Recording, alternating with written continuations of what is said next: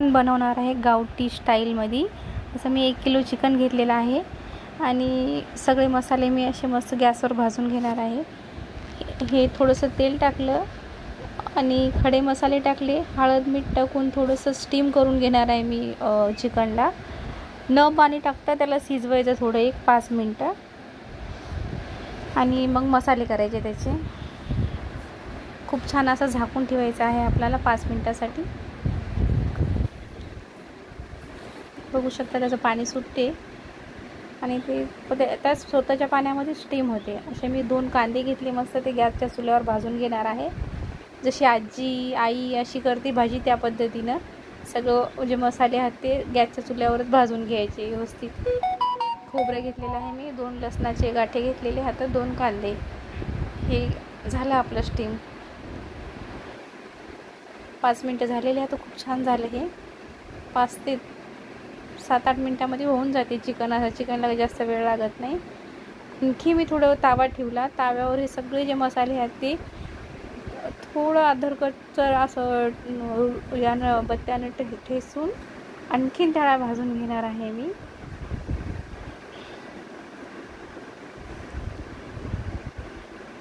खूप छान असा त्याचा सुगंध येते आणि खूप कलर पण छान येते थोडं भाजून घेतलं व्यवस्थित। ह्याच्यामध्ये सगळं काही आहे, कांदे, धनिया,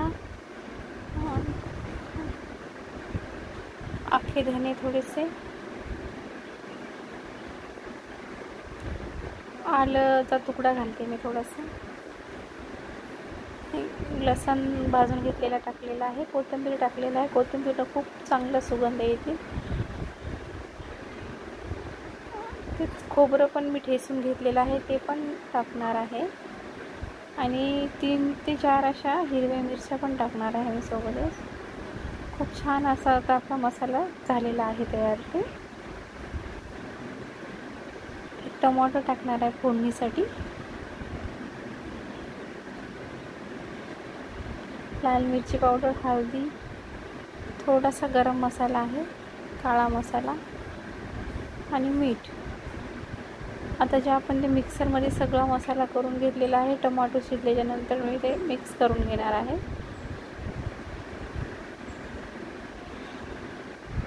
बारीक आपल्याला पिसून घ्यायचं आहे एकदम। खूप छान असा झाला आहे तयार, बघू शकता। याला पण खूप चांगलं भाजायचं 1-5 मिनिटं। खूप छान मसाला भाजला, जितका मसाला भाजाल तितका तुम्हाला भाजीचा स्वाद येईल, आणखी कलर पण छान येईल। चिकन पण एकदम तयार झालेला आहे। आता मसाला पण तयार झाला आपला व्यवस्थित। मिक्स करून घ्यायचं आहे आपल्याला आणि पाणी थोडं गरम करून टाकलं तर खूपच चांगलं राहील। मी पाणी कुकरमध्ये गरम करून घेतलं होतं आलं आणि ते मग नंतर मिक्स करून घेतलं।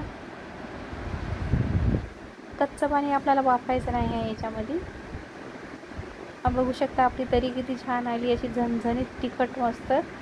बघू शकता कलर किती छान आहे ते। सोबतच संगीता रेसिपीला